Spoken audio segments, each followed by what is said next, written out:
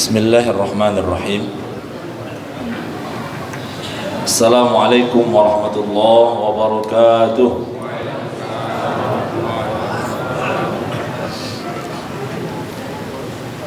Alhamdulillahi rabbil alamin. Allahumma salli wa sallim ala sayyidina Muhammad wa ala ali sayyidina Muhammad, amma ba'du. Bapak Ibu jamaah salat Isya dan Tarawih yang dimuliakan Allah Subhanahu wa taala. Pertama, saya mengajak kita semua untuk sampai detik ini senantiasa tingkatkan syukur kepada Allah Subhanahu wa taala. Kenapa? Ada alasannya. Alasannya karena tidak semua orang yang punya kesempatan sebagaimana yang kita dapatkan. Saya kalau boleh jujur, sebelum Ramadan punya kesempatan berumrah ke Baitullah, membawa beberapa puluh jamaah karena ada tugas. Lalu kemudian saya pulang dari Tanah Suci ke negeri kita tercinta ini tanggal 14 Maret. Artinya punya jeda 1 pekan kemudian baru datang bulan Ramadan. Karena kita Ramadan kalau nggak salah 22 Maret, betul Pak? Ya. Ada hati yang khawatir, ada sesuatu yang menyelimuti hati saya, ada rasa kekhawatiran. Karena saya khawatir tidak berjumpa dengan Ramadan, demi Allah. Karena dalam hadis Nabi Muhammad sallallahu alaihi wasallam, al-umrah ilal umrah kafaratun lima bainahuma. Saya membayangkan, ya Allah, hari ini Engkau berikan kesempatan aku ketemu umrah yang berikutnya. Engkau gugurkan dosaku dengan harapan. Al-jum'ah ilal jum'ah kafaratun lima bainahuma. Antara Jumat yang satu dengan Jumat yang lainnya aku sudah berjumpa, ya Allah. Ramadan ila Ramadan kafaratun lima bainahuma. Lalu kemudian alangkah malangnya nafsiku kalau sekiranya tahun ini kemudian akan datang Ramadan, sebelum Ramadan tiba Engkau wafatkan aku, ya Rabb. Sehingga doa kita terus, Allahumma ballighna Ramadan, Allahumma ballighna Ramadan. Tak terasa kemarin kita mohon disampaikan Ramadan, hari ini Ramadan akan pergi meninggalkan kita. Sebagian di antara kita bahagia bersuka cita karena akan datang Idul Fitri, berbahagia dengan cara yang salah. Terkadang dia bahagia karena tidak akan puasa lagi, berbahagia enggak akan ada sholat yang lama lagi ketika malamnya. Ini salah, kebahagiaan yang salah. Karena apa alasannya? Alasannya saya mendapati satu riwayat yang menjadi sababul wurud dari hadis Nabi Muhammad SAW. Didapati ada 3 orang sahabat. 2 orang sahabat yang pertama, mereka wafat di jalan Allah, syahid karena ikut perang. Apa jaminan orang mati syahid, Pak? Surga. Yang 1 orang berikutnya dipanjangkan umurnya sampai berjumpa tahun berikutnya, sampai dia berjumpa dengan Ramadan. Wafat juga, tapi matinya dan wafatnya bukan syahid. Ini orang, 1 orangnya wafat karena sakit biasa. Kemudian ada sahabat namanya Tolha. Kalau Bapak tahu, Tolha itu orang Ansor. Beliau terkaya ketika itu. Beda dengan Abdurrahman, ya, ini orang Ansor di Madinah. Beliau orang kayanya Madinah. Crazy rich katakan. Lalu kemudian beliau tidur, dalam tidurnya bermimpi berjumpa dengan 3 orang ini. Nah, ini yang membuat saya merasa khawatir dan sangat berharap dengan jumpa dengan Ramadan ketika itu. Ballighni Ramadan ya Allah. Dalam mimpinya beliau menjumpai 2 orang pertama yang wafat di dalam surga Allah Subhanahu wa taala. Ainal akhar, mana satunya? Beliau mendapati yang satunya pun sama di surga Allah Subhanahu wa taala. As-su'al fi dhihni, yang menjadi pertanyaan di kepalanya, apa? Beliau dapati bahwa yang 2 orang syahid tadi surganya tidak lebih tinggi daripada surganya yang mati sakit tadi. Yang mati biasa itu surganya lebih tinggi daripada yang mati syahid. Soal ini, bertanya-tanya dia, mas sabab kok bisa, ini mimpi saya benar atau enggak ini? Apa ini hanya bunga tidur saja? Sampai mimpi ini didengar oleh Rasul Muhammad SAW. Pertanyaan kegelisahan Tolha ini. Kata Nabi menjawab, Tolha alaysa ba'dahuma kada wa kada thumma as-salah wa adraka Ramadan. Bukankah setelah dua orang yang wafat ini, satu orang kemudian dia dipanjangkan umurnya, dia mampu menambah solatnya, lalu kemudian dia berjumpa dengan Ramadan. Hada sabab. Fawalladhi nafsi biyadih, kata Rasulullah, sampai bersumpah Nabi, wa inna bainahuma la ab'adu kama bainas samawati wal ardh. Sesungguhnya jarak di antara dua orang ahli surga sama satu orang yang surganya lebih tinggi tadi seperti langit dengan bumi. Allah Akbar. Apa sebabnya, Pak? Berjumpa dengan Ramadan. Apa sebabnya, Bu? Berjumpa dengan Ramadan. Siapa orang yang menjalankan Ramadan imanan wahtisaban, Masya Allah. Maka saya ini rasa khawatir. Malam ini saya sehabis tugas ini akan pulang kampung, mudik. Saya juga mengkhawatirkan apa salah saya akan mudik ini. Saya khawatir nggak jumpa dengan Lailatul Qadar. Masya Allah. Lalu kemudian itu himbauan saya agar kita semakin meresapi dan menambah rasa syukur kepada Allah Subhanahu wa taala. Bukankah ketika kita bersyukur Allah tambah nikmatnya dengan harapan Allah jumpakan lagi dengan Ramadan berikutnya. Artinya kalau kesempatan kita hari ini berjumpa Ramadan, ada kemungkinan kita punya tiket lebih tinggi surganya daripada orang-orang yang sudah wafat sebelum kita. Amin ya rabbal alamin. Bapak Ibu yang dimuliakan Allah Subhanahu wa taala, di akhir-akhir Ramadan Rasul itu membaca satu ayat surat Al-Mu'minun ayat 60-61. Beliau baca, walladzina yu'tuna ma atau wa qulubuhum wajilatun annahum ila rabbihim raji'un.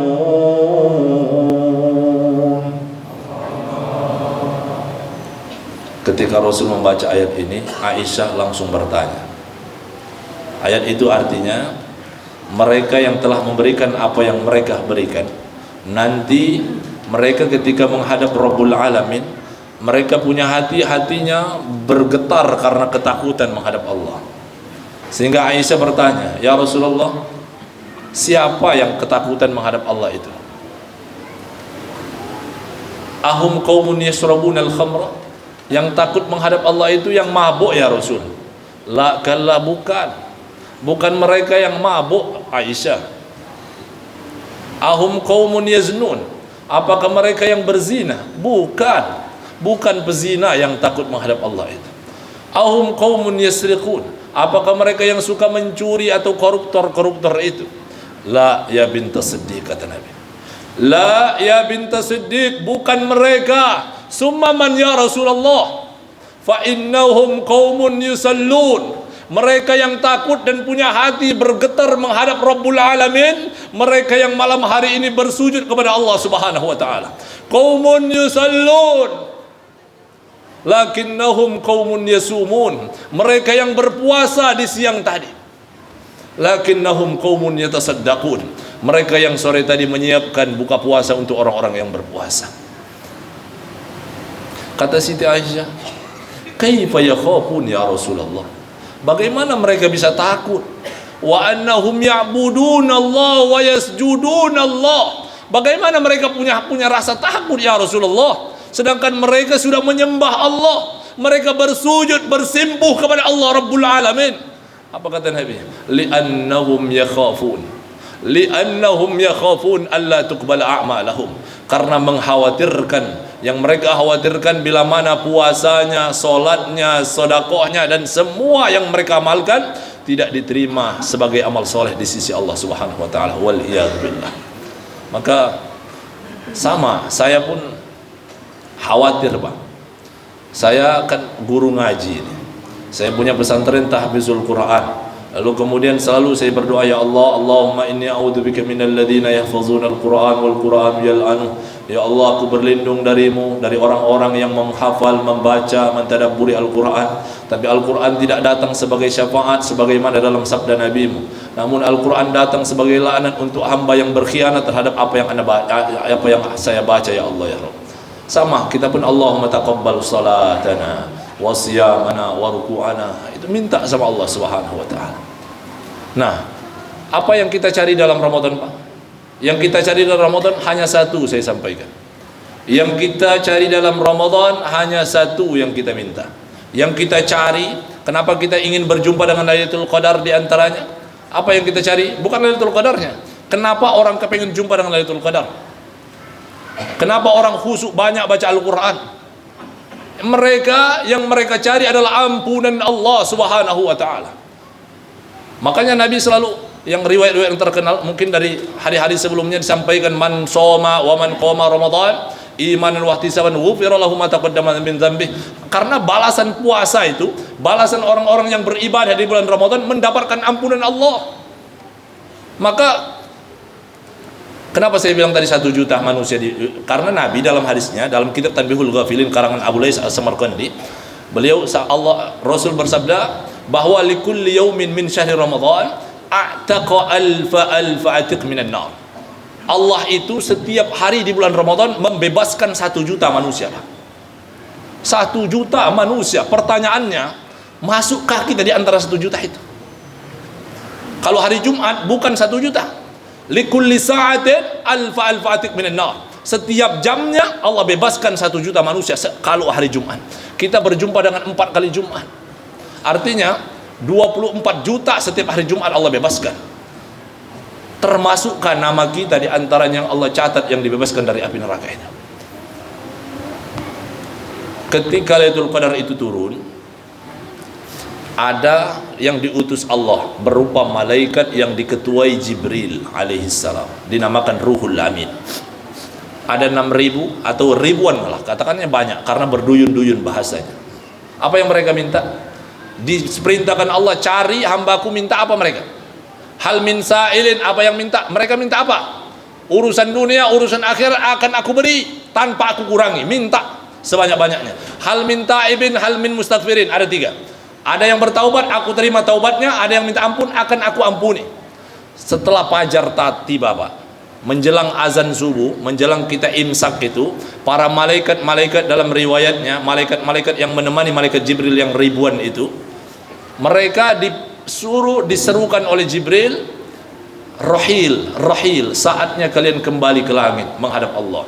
Mereka semua tak menerima, mereka protes. Apa jawab mereka? Kaifal hawaij?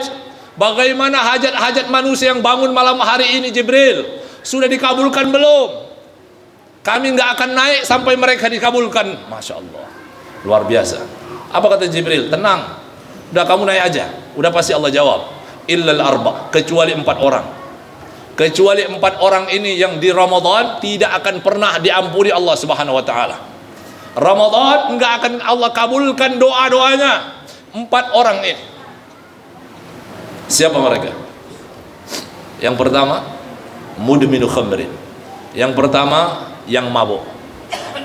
Yang sampai hari ini masih mabuk, masih minum minuman keras atau pakai yang obat-obatan yang diharamkan Allah Subhanahu wa taala. Tapi saya yakin jamaah yang di sini yang hadir mudah-mudahan enggak ada termasuk golongan yang pertama. Yang kedua, aqul walidain, yang tidak diampuni Allah walau dia merengek-rengek astagfirullah, astagfirullah, astagfirullah, mau 100 kali dia sujud, kalau dia masih durhaka sama orang tuanya enggak dapat ampunan Allah Subhanahu wa taala. Demi Allah, saya pernah cerita tentang telinga saya di sini, Pak. Bapak masih ingat itu ya? Saya punya kesempatan menebus dosa saya itu. Walau saya merasa belum tertebus, karena saya umroh kemarin saya bawa ibu kandung saya, walau saya membawa jamaah yang lain. Ibu saya dalam kondisi sakit kakinya, sudah pincang, sudah cacat, sehingga harus saya bimbing keliling tawaf. Dengan Bapak bayangkan crowdednya sekarang jumlah manusia di Mekah Al-Mukarramah. Sampai ibu saya, agak minggir ke Ka'bah, Mak udah nggak sanggup lagi karena kakinya sudah miring. Saya bilang, Mak kuatkan Mak satu putaran lagi. Udah nggak kuat lagi Akhirnya dipaksa selesai 7 kali tawaf. Sudah selesai nak belum masih ada sa'i. Masya Allah. Saya kemudian berpikir, ya Allah, apakah ini tanda bahwa Engkau akan ampuni dosa durhaka hamba dulu? Karena gara-gara pernah membuat air mata menetes ketika saya memaksa ibuku untuk potong telinganya dan didonorkan telinganya ke saya. Akhirnya kalau Uwais Al-Qarni itu kan digendong, Pak. Kalau sekarang enggak digendong lagi, sudah ada kursi roda. Sehingga rasanya kalau cuma dorong kursi roda masih sepele dan masih ringan. Bahkan Uwais Al-Qarni yang sudah gendong keliling itu saja belum mampu menebus 1 tetes air darah ketika melahirkan. Lalu kemudian saya dapati jamaah yang saya bimbing, ibunya pingsan. Saya tanya, kenapa pingsan? Sakit apa ibu kalian? Saya telepon rumah sakit, enggak Ustaz, ibu saya enggak sakit apa-apa. Terus kenapa bisa pingsan? Ibu saya berantem sama istri saya. Astagfirullah wa atubu ilaih. Ini habis sa'i. Bagaimana kalian bisa durhaka sama emakmu? Padahal kalian sedang sa'i. Sa'i ini adalah tak napak tilas bagaimana perjuangan seorang ibu memperjuangkan anaknya Siti Hajar dan Ismail. Masya Allah. Tubu ilallah taubatan nasuha. Maka saya sampaikan ketika itu, umroh kamu enggak mabrur. Umroh kamu ditolak Allah Subhanahu wa taala. Kamu harus ulang umroh sampai dapat restu sama ibu. Ini posisi sudah mau jalan ke Mekah, ke Madinah. Karena kami rutenya Mekah ke Madinah dulu. Mekah dulu baru ke Madinah. Masya Allah. Maka bagi siapa yang punya kesempatan hari ini orang tuanya masih hidup, datangi, minta restu. Kalau yang sudah meninggal, doakan sebanyak-banyaknya untuk mereka. Kemudian yang ketiga, ini yang ketiga saya banyak dapati di masjid-masjid terjadi. Apa itu? Qati'ur rahim, memutuskan tali silaturahmi. Termasuk DKM. Demi Allah, termasuk DKM karena mungkin egonya tinggi atau faktor karena dia punya derajat sosial lebih tinggi daripada yang lainnya, lalu kemudian faktor perbedaan mazhab, perbedaan pandangan, ada yang kunut enggak kunut, ya, ada yang 11 rakaat dan 23 rakaat, lalu kemudian enggak teguran. Saya dapati di BSD atau di BSD kalau enggak salah, DKM kan 3 orang itu, ada ketua, wakil, A3. Enggak teguran sampai enggak mau ke masjid satunya. Saya sampaikan di mimbar yang mulia ini, siapapun di antara kita yang sampai hari ini qati'ur rahim, terputus hubungan silaturahminya, puasanya, istighfarnya ditolak oleh Allah Subhanahu wa taala. La yadkhulul jannata qati'ur rahim. Maka kalaupun enggak teguran, jangan, kalau dinamika berorganisasi kan biasa, ada gesekan-gesekan, tapi jangan diambil hati, ya. Saya kalau di masjid di kompleks saya temukan antara kepala dan kepala, kita ketemu Pak, musyawarah, berjumpa, jangan saling omong di belakang, ya. Nah, mudah-mudahan di masjid sini nggak ada. Saya yakin baik-baik DKM di sini, ya. Nah, apalagi jamaahnya, ya. Nah, yang keempat, siapa yang keempat? Yang keempat al-musyahin, kata Nabi. Man huwa al-musyahin ya Rasulullah? Qila al-musarim. Man huwa al-musarim? Jadi enggak jelas juga. Al-musarim rajulun la yukallimu akhahu fawqa salas. Seorang laki-laki atau seseorang laki ataupun perempuan yang memboikot saudaranya lebih dari 3 hari. Lebih dari 3 hari. Artinya enggak teguran 3 hari, maksimal 3 hari, Bu. Termasuk suami istri. Saya sama istri saya kalau ngambek jangan lebih 1 jam. Saya kalau ngambek, kalau saya marah sama istri, saya lari ke pesantren, ngurus santri. 1 jam balik lagi ke rumah, baru ngobrol, meredam, ya. Tapi selama-lamanya 3 hari. 3 hari ngambek, balik lagi. Lebih 3 hari nggak teguran. Kalau sampai hari ini, Ustadz gimana kalau yang sudah tahun 1 tahun? Apalagi, ya, apalagi ibu-ibu, ya. Kata Nabi, salah satun la tartafi'u sholatuhum. Nah, ini terakhir sebelum saya khawatirnya dikejar waktu, takut kemalaman, nanti protes lagi di belakang. Ya, salah satun la tartafi'u sholatuhum fawqa ru'usihim shibran. Kata Nabi, 3 orang yang sholatnya diangkat hanya sampai sejengkal di atas kepalanya. Siapa yang pertama? Ini imam. Rajulun amma qauman wa hum lahu karihun. Seorang imam yang makmumnya enggak suka sama imamnya. Saya tanya ini. Kira-kira saya imam ini ridho enggak Bapak Ibu? Kalau enggak ridho saya pulang. Dan mungkin ini saya katakan imam terakhir saya di sini. Ya.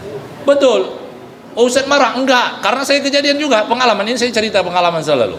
Saya satu masjid, kemudian imam, habis imam karena saya suaranya teriak-teriak, kalau imam kan juga sama. Ustaz di WA sama jamaah, kebetulan jamaahnya ada nomor. Nah, hati-hati yang punya nomor saya. Jangan-jangan di sini ada WA lagi. Ustaz, telinga saya sakit kalau Ustaz imam. Saya bilang, saya telepon, Assalamualaikum Pak. Waalaikumsalam, makasih sudah diingatkan. Lain kali Bapak saja yang jadi imam ya. Dan insya Allah malam ini adalah malam terakhir saya imam di masjid ini.